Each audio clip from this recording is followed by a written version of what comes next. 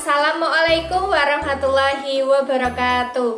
Halo anak-anak, berjumpa lagi belajar bersama Bu Suci.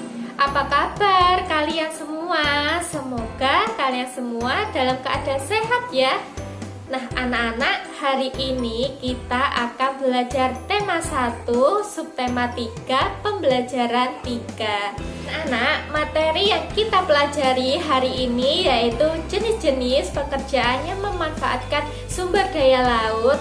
Kemudian ada pengaruh letak geografis Indonesia sebagai negara maritim dan penerapan nilai-nilai Pancasila. Ayo kita belajar bersama-sama ya anak-anak. Anak-anak, coba kalian amati gambar berikut ini ya. Nah, kira-kira gambar apa ya yang kalian amati? Iya, itu adalah salah satu ikon yang ada di Marudura anak-anak, yaitu Jembatan Suramadu. Nah, Jembatan Suramadu ini menghubungkan Pulau Madura dengan Pulau Jawa anak-anak. Nah, anak-anak, sebelum adanya Jembatan Suramadu ini, kalau mau menyeberang ke Madura harus apa? Menyeberang melalui selat. Nah, selat itu apa? Ayo, selat yang menghubungkan Pulau Madura dengan Pulau Jawa. Nah, kalau ke Madura itu harus menyeberang, yaitu dengan menggunakan kapal ataupun perahu. Nah, sekarang kita kalau mau ke Madura bisa lewat jalur darat anak-anak, yaitu melalui Jembatan Suramadu. Anak-anak, Indonesia merupakan negara maritim dan negara kepulauan terbesar di dunia. Nah, hampir 2/3 wilayah Indonesia itu terdiri dari perairan. Nah, coba anak-anak amati peta wilayah Indonesia ini ya. Nah, ayo kita amati bersama-sama. Dari peta ini, kita lihat ya anak-anak bahwa wilayah Indonesia ini lebih luas wilayah lautnya atau perairannya dibandingkan luas daratannya. Masing-masing pulau di Indonesia ini terpisah oleh lautan. Negara Indonesia sebagai negara maritim dan kepulauan, memiliki banyak potensi di bidang ekonomi, sosial, budaya, dan transportasi. Potensi kekayaan yang ada di Indonesia itu ada tumbuhan, ikan, mutiara, terumbu karang, garam, dan ada minyak bumi. Jadi, negara Indonesia ini terkaya potensi akan lautnya, anak-anak. Nah, pulau maritim ini juga membawa keuntungan bagi masyarakatnya.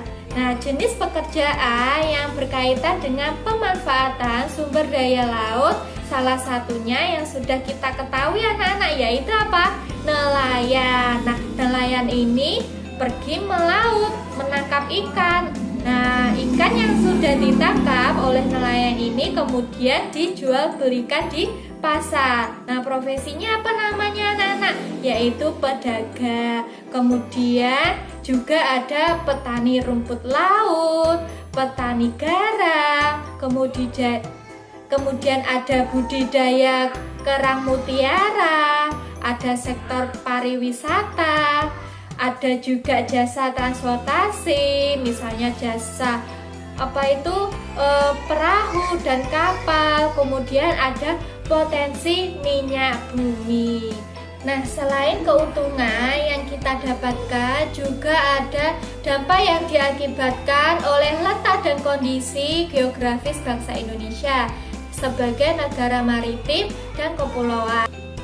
Berikut adalah beberapa dampak yang diakibatkan oleh letak dan kondisi geografis bangsa Indonesia sebagai negara maritim atau kepulauan. Yang pertama, komunikasi dan interaksi antar penduduk menjadi lebih mudah, baik antar warga Indonesia maupun orang Indonesia dengan warga asing. Hal ini didukung adanya kemajuan teknologi di bidang pelayaran antar pulau dan antar negara. Kedua, terjadinya pembauran, percampuran, atau peleburan nilai-nilai antar pulau dan antar negara. Ketiga, munculnya perkampungan-perkampungan etnis tertentu seperti pecinan dan kampung Arab. Keempat, terjadinya perubahan perilaku masyarakat karena pengaruh masuknya pola dan nilai perilaku dari pulau, daerah, maupun negara lain. Yang kelima, terjadinya perpindahan ilmu, pengetahuan, dan teknologi. Anak-anak, keberagaman yang disebabkan adanya perbedaan antara pulau yang satu dengan pulau yang lainnya tidaklah menjadi pemecah dan perenggang, namun justru menjadi pemersatu karena antara yang satu dengan yang lain bisa saling melengkapi. Hal ini sesuai dengan semangat persatuan dan kesatuan seperti pencerminan nilai-nilai Pancasila, khususnya Sila Persatuan Indonesia. Dan selain itu juga mencerminkan nilai-nilai yang terkandung sila keadilan sosial bagi seluruh rakyat Indonesia.